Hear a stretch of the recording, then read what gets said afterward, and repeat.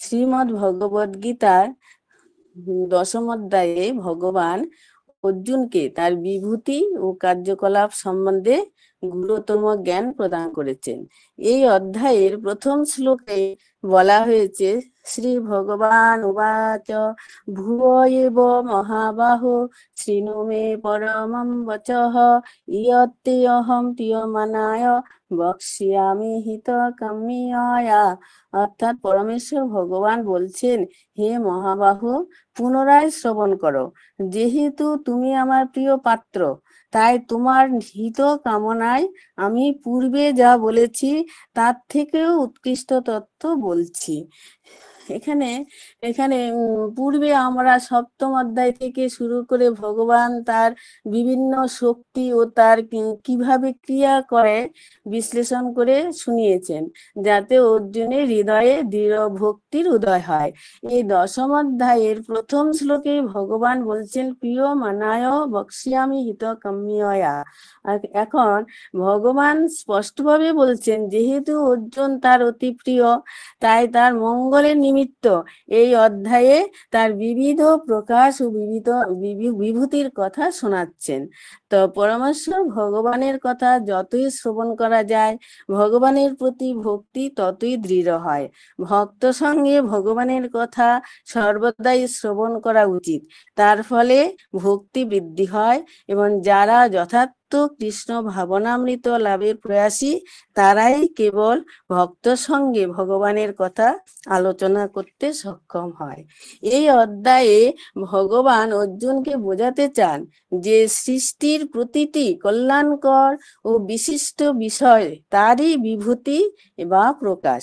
ভগবান শ্রীকৃষ্ণ সর্বব্যাপী, সর্বশক্তিমান এবং বিশ্ব জগতের সমস্ত মহৎ ও শক্তিশালী রূপগুলোর মধ্যে তিনি প্রকাশমান।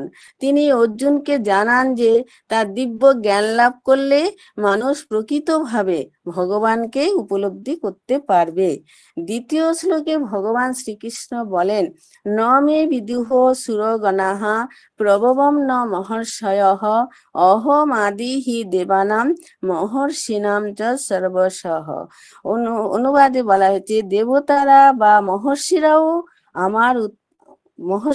আমার উৎপত্তি ও অবগত হতে পারেন না, কেননা সর্বতোভাবে আমি দেবতা ও মহর্ষিদের আদি ও কারণ।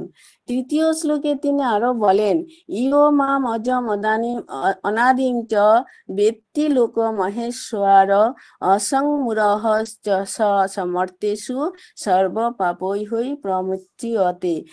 যিনি আমাকে জন্মরহিত, অনাদি ও সমস্ত গ্রহলোকের মহেশ্বর বলে জানেন, তিনি কেবল মানুষের মধ্যে মোহশূন্য হয়ে সমস্ত পাপ থেকে মুক্ত হন। শ্রীকৃষ্ণ অর্জুনকে বোঝাতে শুরু করেছেন যে জগতের সমস্ত শক্তি ও মহিমা, জ্ঞান, ঐশ্বর্য তারই প্রকাশ, যেটা চতুর্থ শ্লোকে বুদ্ধি জ্ঞানম অসংমোহঃ সমা সত্যম দমঃ সমঃ সুখম দুঃখম ভব অভাব ভয়ম চ অভয়ম এব চ। বুদ্ধি, জ্ঞান, সংশয়, মোহ থেকে মুক্তি, ক্ষমা, সত্যবাদিতা, ইন্দ্রিয় সংযম, মন সংযম, সুখ দুঃখ, জন্ম মৃত্যু, ভয় অভয়, অহিংসা, সমতা, সন্তোষ, তপস্যা, দান, যশ ও অযশ ইত্যাদি প্রাণীদের এই সমস্ত নানা প্রকার ভাব আমার থেকে উৎপন্ন হয়। ভগবান শ্রীকৃষ্ণ এই অধ্যায়ে তার গুরুত্বপূর্ণ বিভূতির অসংখ্য উদাহরণ দেন। যেমন স্রষ্টাদের মধ্যে ব্রহ্মা, সিদ্ধদের মধ্যে কপিল মুনি, স্থাবর বস্তুর মধ্যে হিমালয়, বাণীদের মধ্যে ওঙ্কার, অশ্বের মধ্যে বজ্র, বৃক্ষের মধ্যে অশ্বত্থ, সমস্ত হরণকারীদের মধ্যে সর্বগ্রাসী মৃত্যু ইত্যাদি। এইভাবে ভগবান বোঝাতে চান যে জগতের প্রতিটি মহান বস্তু ও শক্তি তারই মহিমার অংশ। দশম শ্লোকে ভক্তির গুরুত্ব ও পরম জ্ঞান সম্বন্ধে ভগবান বলছেন, তেষাং সতত যুক্তানাং ভজতাম প্রীতিপূর্বকম দদামি বুদ্ধি যোগম তম ইয়েন মাম উপয়ান্তি তে। এই দশম অধ্যায় থেকে আমরা আমরা আমরা যে মূল বিষয়টি উপলব্ধি করতে পারি যে ভগবানকে উপলব্ধি করার সর্বোত্তম উপায় হলো ভক্তি ভক্তি। শ্রীকৃষ্ণ অর্জুনকে বলেন যে যারা একাগ্র চিত্তে তাকে ভজনা করেন তারা তার মহিমা উপলব্ধি করতে পারে। জগতের সমস্ত মহৎ, সুন্দর ও শক্তিশালী জিনিস ভগবানেরই প্রতিফলন, অর্থাৎ ভগবান কেবল মন্দিরে নয়, সর্বত্র বিরাজমান। যখন আমরা জড়জগতের সাথে আবদ্ধ হয়ে পড়ি, আমরা অন্ধ হয়ে পড়ি, সর্বত্র ভগবানের বিস্ময় দেখার অন্তর্দৃষ্টি হারিয়ে ফেলি। জগতের দেবত্ব সর্বত্র ছড়িয়ে আছে, কিন্তু জাগতিক প্রলোভনে মোহিত হয়ে ভগবানের মহিমান্বিত প্রকাশ দেখতে আমরা ব্যর্থ হই। ভগবানের বিভিন্ন বিভূতি প্রকাশ দেখার বুদ্ধিমত্তা নয়, চাই উপলব্ধি। এর জন্য মূলত চেতনার পরিবর্তন এবং ইন্দ্রিয়ের শুদ্ধতার একান্ত প্রয়োজন। তাই আমাদের ভগবানের কাছে কৃতজ্ঞ থাকা উচিত যে ভগবান কত করুণাময়। আমাদের দিনের শুরু আলো বাতাস দিনের শুরু আলো থেকে বাতাস, জল, খাদ্য ইত্যাদি নানাভাবে তার বিভূতির মাধ্যমে আমাদের সরবরাহ করে চলেছেন। এই অধ্যায়ের শেষ শ্লোক 42 নম্বর শ্লোকে বলেছেন, অথবা বহুনা এতেন কিম জ্ঞাতেন তব অর্জুন বিষ্টভ্যি অহম এদম কৃষ্ণম একাংশেন স্থিত জগৎ।